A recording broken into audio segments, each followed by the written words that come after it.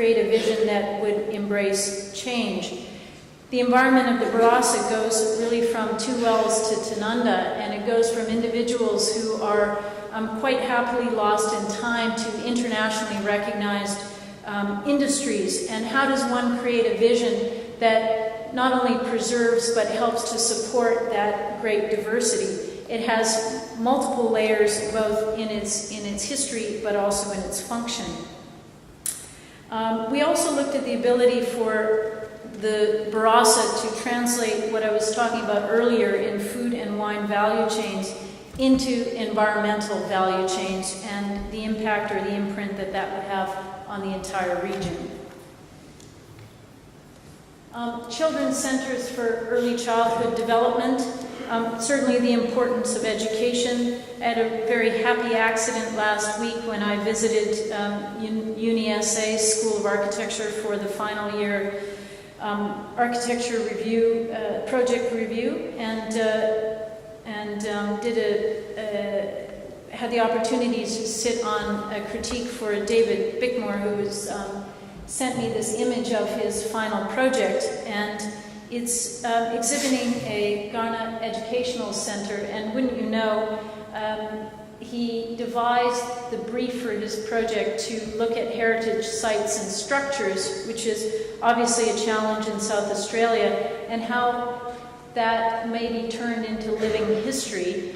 He also translated Aboriginal culture into a learning environment, and he explored a curriculum with a creative component for young children.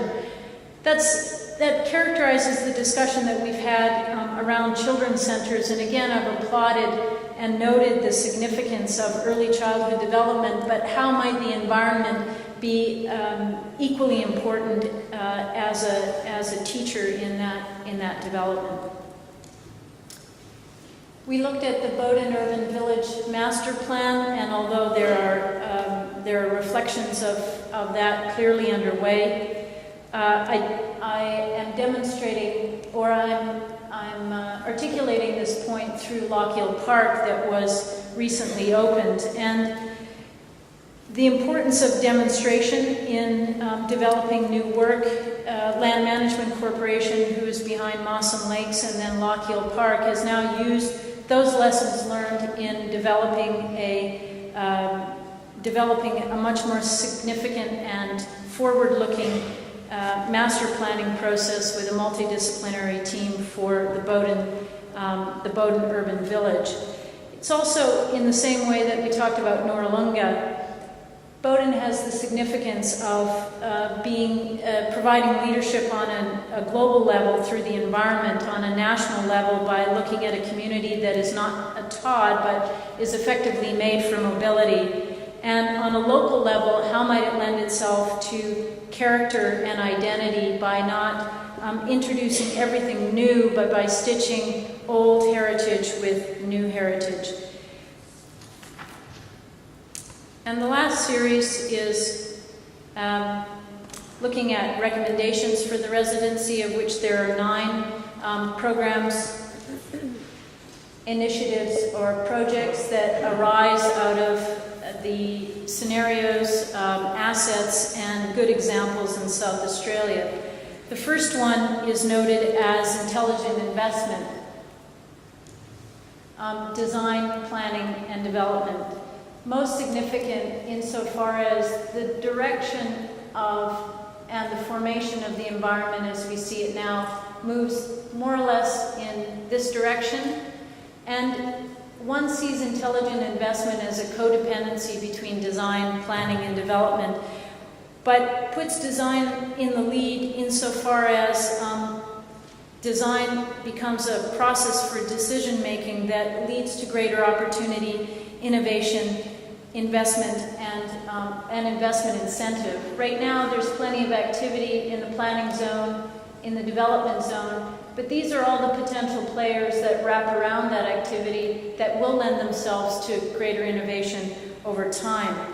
So the outcome of this would be, hopefully, and the recommendation to the state government will be to introduce a multidisciplinary integrated design commission at the level of the Department of Premier and Cabinet, and the role of that commission would be to advocate for good design, to advise at the highest levels of government and also to communities and individuals, and to do review that would have to do with quality of life issues. Within that commission, we might see the provision of a peer, of a state architect that would function in a peer sense with other states. But I think this multidisciplinary integrated design commission really reflects the spirit of South Australia and its creativity over time, and would best serve in multiple roles, both at the top and at the community level.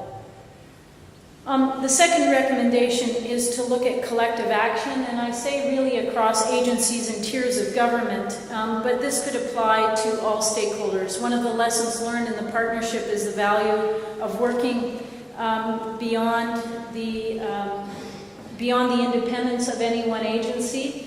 And the case to be made here is that if we get the right collaborators against the appropriate challenges, and we reintroduce research and evidence through an integrated design space, which has a very particular way of working, we would be able to form an integrated. I think this is the potential of South Australia, is to be a global leader in environmental challenges, wherein, again, we have a multidisciplinary group of collaborators, we have research, but right now we have these as global issues in environmental sustainability, and we have some of these local challenges. How do we bring to bear the leadership, or how do we bring to bear research on these problems or on these challenges that would lead to recognition of models in South Australia? Fourth recommendation is to look at the highest aspiration of commitment in any project, and to not fear piloting, pioneering, or prototyping.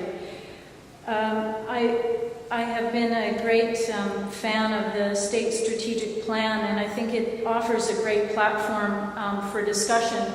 But the suggestion here with highest aspirations is that we go beyond those targets to look at a really complex quality of life matrix that would help to inspire follow-through in any instance. I go back to the same model where the formula is the right collaborators at the right time, addressing global and local challenges, introducing research that would have impact not only in design with respect to identity, policies, and prosperity, but also in the building industry that would lead to efficiency processes.